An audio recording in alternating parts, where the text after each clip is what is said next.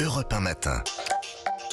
8h36 sur Europe 1, l'heure de retrouver les signatures Europe 1 du lundi. Et comme tous les lundis, on retrouve Philippe Val. Bonjour Philippe. Bonjour Lionel. Alors en ce jour de Pentecôte où les apôtres ont reçu le don des langues, nous allons parler de l'intelligence artificielle.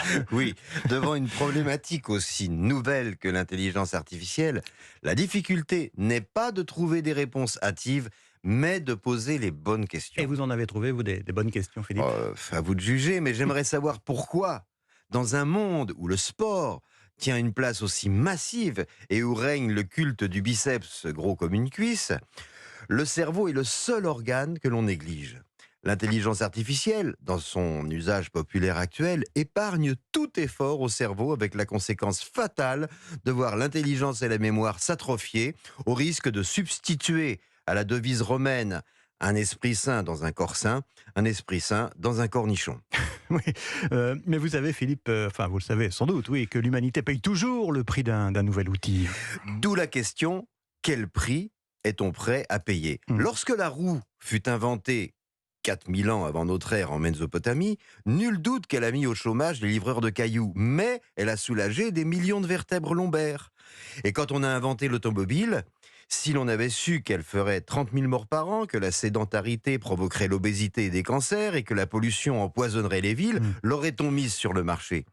Et il a fallu 3 ou 4 bonnes générations pour perfectionner le code de la route et réguler son usage. Et pourquoi ?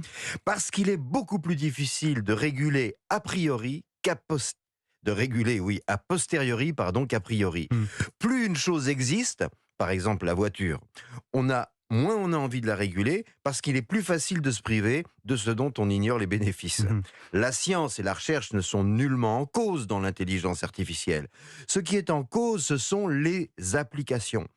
Il faut les réguler en ayant à l'esprit que l'ignorance et la science ne cessent de se chevaucher au sein d'une même personne. En témoignent les cas du professeur Montagnier et de ses délires antivaccinaux par exemple, ou de Benveniste et sa mémoire de l'eau. Alors à cela s'ajoute Philippe que derrière cette intelligence artificielle, il y a tout simplement des hommes. Et oui, et ils sont très peu nombreux et très riches et leur puissance menace celle des États, comme on le voit avec Elon Musk. Le débat n'est pas le même pour l'utilisation de l'intelligence artificielle en médecine ou en génie climatique que pour l'information et la transmission des savoirs. Pour l'instant, dans ce domaine, les leaders sont en gros issus de 2 familles intellectuelles. Les dictateurs, comme Xi Jinping, et les libertariens américains. À première vue, tous les opposent, sauf un point commun. Leur maîtrise de l'information peut modifier le passé jusqu'à faire de l'humanité la victime d'un gigantesque 1er avril apocalyptique.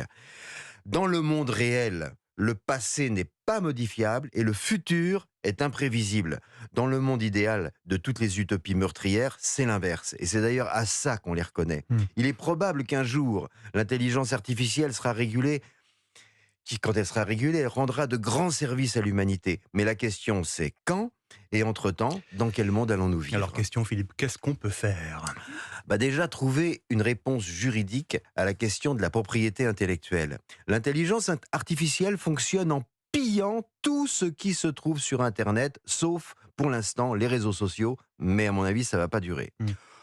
Or, cela inclut les productions intellectuelles de scientifiques, d'artistes, qui relèvent du droit d'auteur et qui vont faire la fortune des pillards et la ruine des créateurs. Alors les créateurs de demain devront-ils se résigner finalement à devenir les employés de, d'Elon Musk ou de Xi Jinping pour survivre ?